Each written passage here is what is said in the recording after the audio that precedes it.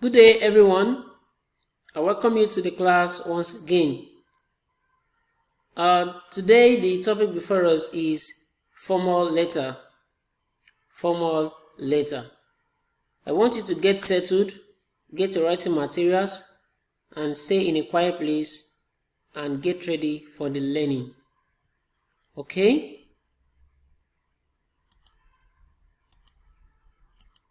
Before we proceed to the business of today, we need to do the correction to the previous assignment on punctuation mark. The first question there is, what is an apostrophe? An apostrophe is a punctuation mark used to show possession and to indicate the omission of letters or numbers. Alright, that's the answer to that question. The second one, state two uses, each of the apostrophe and the full stop. Uses of the apostrophe. Number one, the apostrophe is used in marking of the omission of one or more letters. Number two, the apostrophe is used in marking the possessive case of nouns. And the uses of the full stop now. The full stop is used to indicate the end of a sentence. The full stop is also used to show the shortened form of a word. Two uses. Alright? Number three, use apostrophe appropriately in three sentences. You can see my sentences here. The first one, the bike's handlebars were bent in a crash. Here's my apostrophe right here. The woman's car was badly damaged. You can see my apostrophe here. The children's play received a standing ovation. You can see my apostrophe here showing possession. Alright. The next one. Use full stop appropriately in three sentences. Full stop. That stray dog is not mine. You can see my full stop here. Is not coming after the quotation because the sentence belongs to the quotation. Alright. Our biggest ambition is to successfully complete our MA. This is a short form of abbreviations, and so because it's an abbreviation does not mean we have two full stop. It has to be one at the end. Alright. Mr. Matthew is a white man. This is my full stop. I use it here and I use it here. Okay. Now let's move to today's lesson. At the end of today's lesson, you should be able to define a formal letter. Define a formal letter. You should be able to mention the types of formal letter that we have. You should be able to state the format of a formal letter, the format, and then you should be able to write a formal letter. Okay? What are formal letters? Formal letters are official or business letters. Official or business letters written in formal styles. Note these things. They are official or business letters written in formal styles to officials on different subject matters. Okay? Examples of formal letter. A letter of application, a letter to an editor of a newspaper or magazine, a letter to a principal, police or public officer, a letter to a business house or organization, a response to an advertisement in a paper, a letter of complaint to a company or public organization. These are examples of formal letter. Okay? Features of formal letter. Features. These are the things that are very important. Without them, your formal letter is not complete. The features. Number one, the writer's address. Number two, the date. Number three, designation and recipient address. Number four, salutation. Number five, introduction. Number six, body of the letter. Number seven, the conclusion. Number eight, the subscription. Number nine, signature. And the last one, closing. Okay? We'll look at all these features one after the other. The first one, writer's address. The first thing to write is your writer's address. That is the address of the writer. We usually write the address on the top right hand side of the page. Let's assume that this is your piece of paper where you want to write. This is the top right hand side of your page where your writer's address will come in. Okay, the address should be accurate and complete. Okay, if the recipient of the letter is in another country, do not forget to write your country as well in the address. Very, very important. Okay, let's move to the next one, which is date. Your date. Don't forget, let's assume this is our piece of paper where we're writing. Just below the address, the writer's address is here. Below the address, we have the date right here. Okay, and the essence of this date is that it allows the reader to have reference as to when the address was written. Then he can then relate better to the content of the letter. So the date is very, very important in your formal letter. Number 3, signation and recipient address.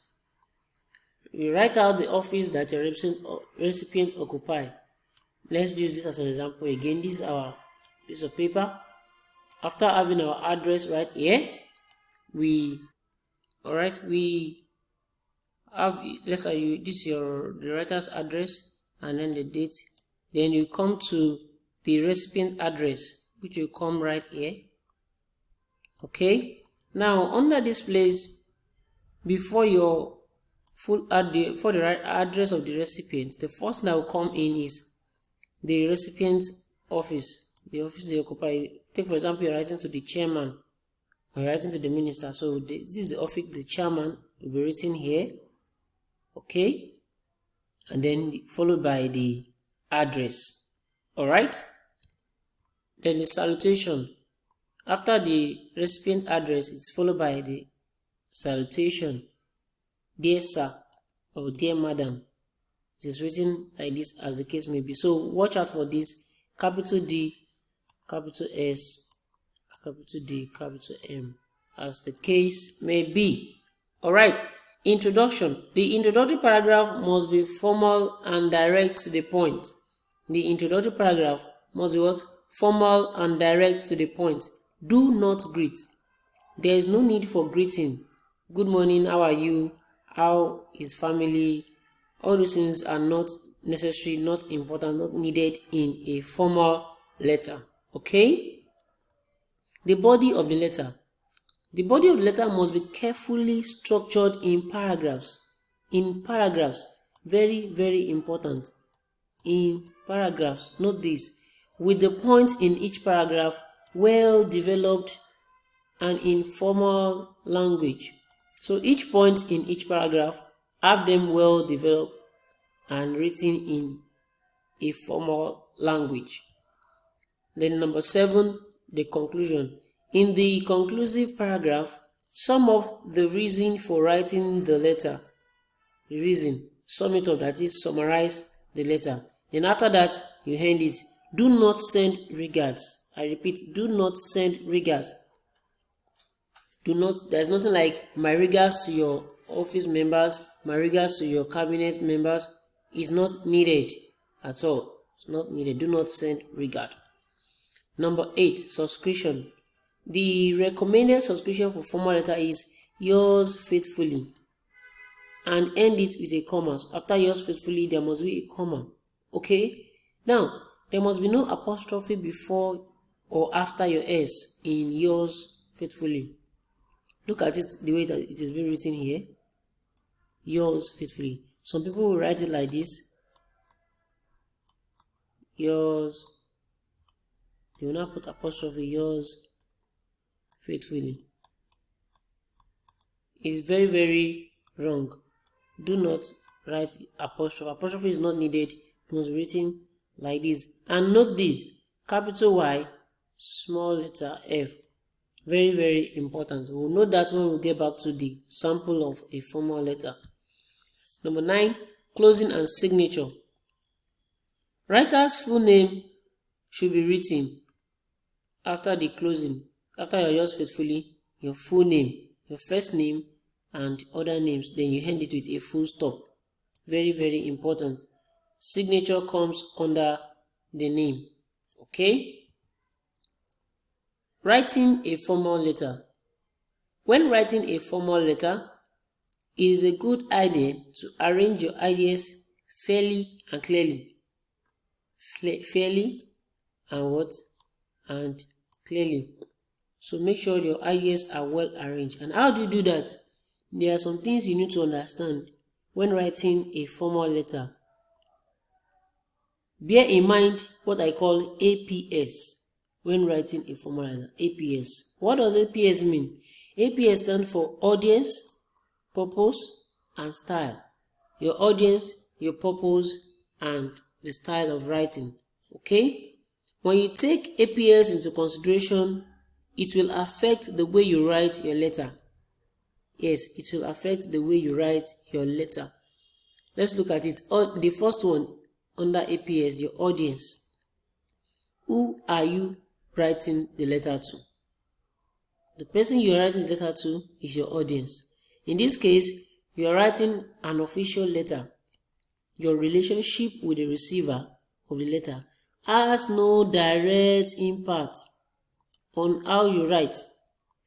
Your relationship has no. Take for example now, you're writing to your principal, and your principal is related to you, or is one of your relation. Your relationship with him has no impact on what you are writing. Okay? So you write officially. Alright? Now, the purpose. What is your purpose? Why are you writing the letter? And what is the letter for? So, your reason for writing the letter is your purpose. You need to stick to it when writing. Alright? Then the third one, the style. What style of writing is therefore appropriate? It must be what? Formal. Since you are writing a formal letter, your style of writing must be formal. Okay?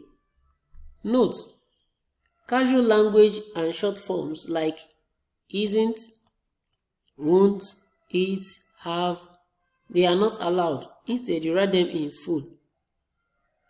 Like is not, will not, it is, I have. Okay? Remember, the short form of is not is isn't. So the short form should not be written in formal letter. You write them in full.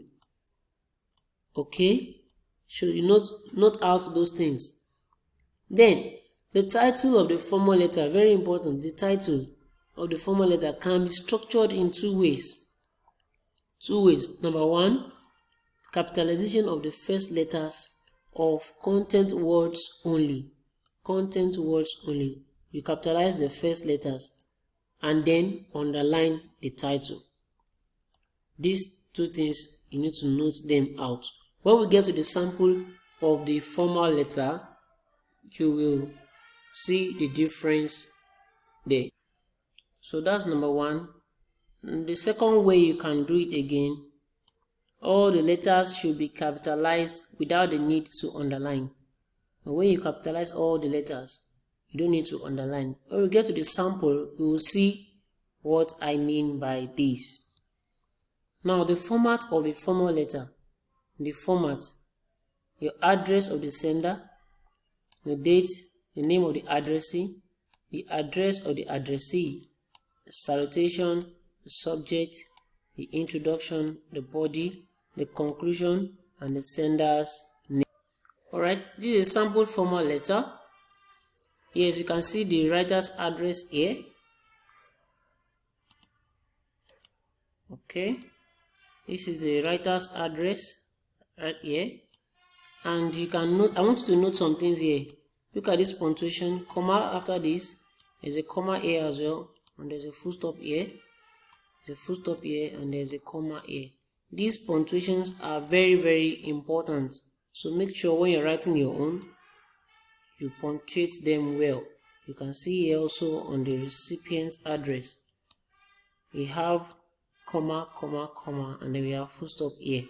Okay, then after your salutation as well, dear sir, note this, capital D, capital S, and then your comma. All right, now let's move to the heading. Now we have two headings in this sample. This is just to teach us you don't write two headings in a formal letter.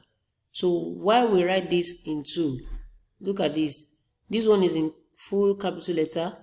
When it's like this, you don't need to underline. But when you have it, you have your content words in capital letter.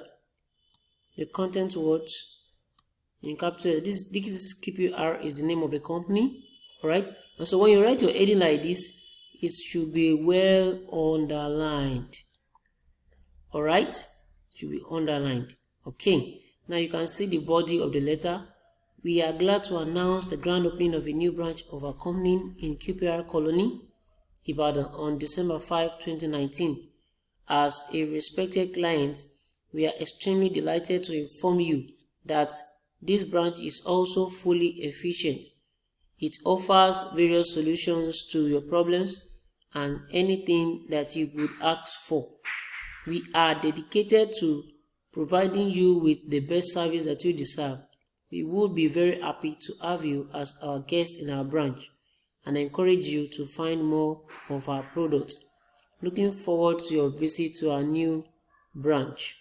And then thank you. Now you can see, look at the body of the letter.